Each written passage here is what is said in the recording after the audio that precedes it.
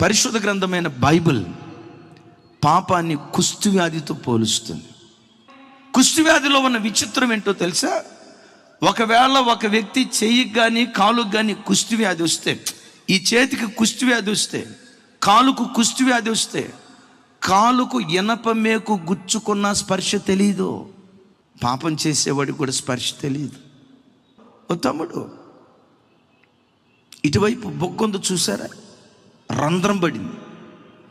కర్చీఫ్తో ఇలా కప్పుకొని వచ్చాడు, ఇట్లా కప్పుకున్నాడు. ఏంటి తమ్ముడు అన్నాను. క్యాన్సర్ వచ్చిందయ్యా అన్నాడు. ఇట్లా తీసాడండి.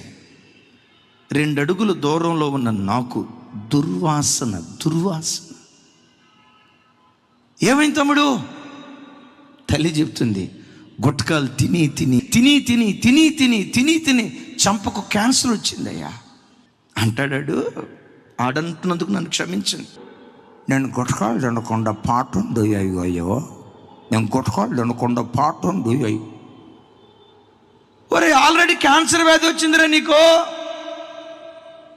చావు బ్రతుకుల మధ్యలో కొట్టుమిట్టాడుతున్నావు. కనీసం ఇప్పుడైనా మానాలనిపించట్లేదా?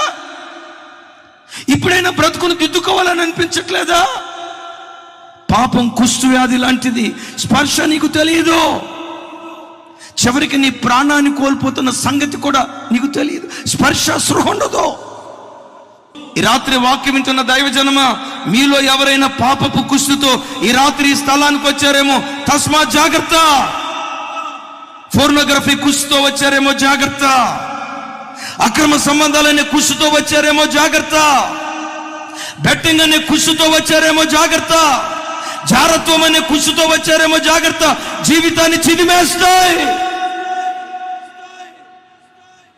బిడ్డలారా, అందుకనే ప్రతిరోజు అడగండి, దేవా నాకు డబ్బు ఇచ్చినా ఇవ్వకపోయినా, వెండి బంగారాలు ఇచ్చినా ఇవ్వకపోయినా, ఏ పాపంలో పడకుండా పవిత్రంగా బ్రతికే జీవితాన్ని నాకు వరంగా దయచే ప్రభువా. ఏ బురదలో నా కాలు జారకూడదు, ఏ అపవిత్రతలో నేను కాలు జారకూడదు.